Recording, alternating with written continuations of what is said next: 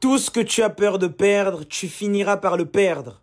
Non par punition, mais parce que l'attachement est incompatible avec l'évolution. Tout ce que tu redoutes, tu vas finir par l'attirer, parce que tu t'y attaches.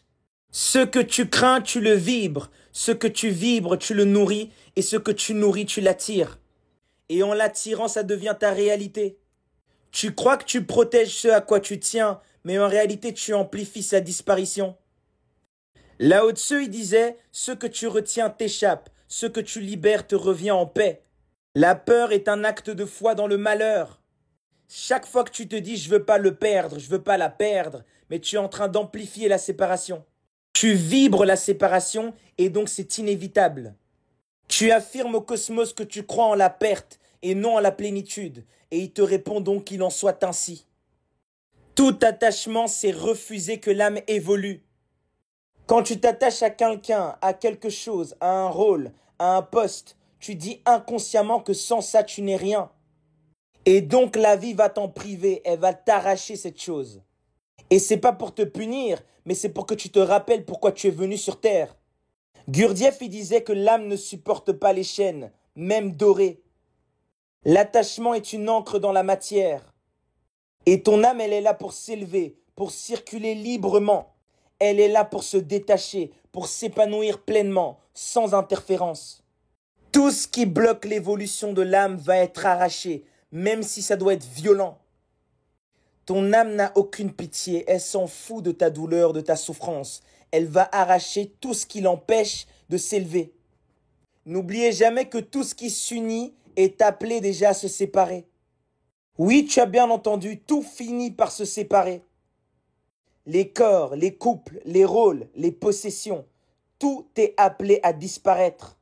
Tout ce qui est réuni dans la forme est appelé à se dissoudre. Bouddha il disait, tout ce qui a un début a une fin. Ce qui ne meurt pas n'est jamais né. C'est une loi du cosmos et tu ne vas pas l'éviter. Et la sagesse, ce n'est pas d'en avoir peur, mais c'est de l'accepter en toute conscience. Si tu dis que tu aimes quelqu'un, dis-lui aussi que tu es prêt à la perdre ou à le perdre. C'est ça l'amour. Mais c'est pas par détachement froid, mais c'est parce que l'amour ne se tient pas en otage. Khalil Gibran y disait « Si tu m'aimes, laisse-moi libre. Si je pars, bénis-moi. » L'amour, c'est un feu, c'est pas une cage. Mais vous voulez être possessif, c'est pour ça que vous perdez les gens. Tu n'aimes pas vraiment si tu trembles déjà à l'idée de la séparation. Tu veux posséder, tu veux contrôler, tu veux que ce soit ton manoir. Non! Et tu viens appeler ça l'amour, mais ça ne fonctionne pas comme ça.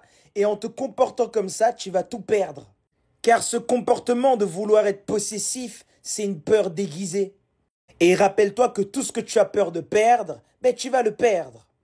Dès l'instant où tu n'as plus peur de perdre, c'est là où tu gagnes tout. Le paradoxe sacré, c'est que plus tu lâches prise, plus la vie te rend ce qui te correspond.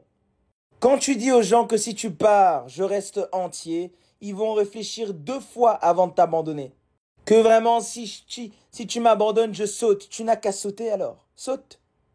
Tu n'es plus une goutte perdue dans l'attachement. Tu es l'océan dans la paix. Détache-toi ou la vie va te déchirer. C'est aussi simple que ça. Tu dois vivre en paix et laisser le cours des événements naturels se produire. Hamae disait, le détachement n'est pas l'indifférence, mais la pleine confiance dans le flot du divin.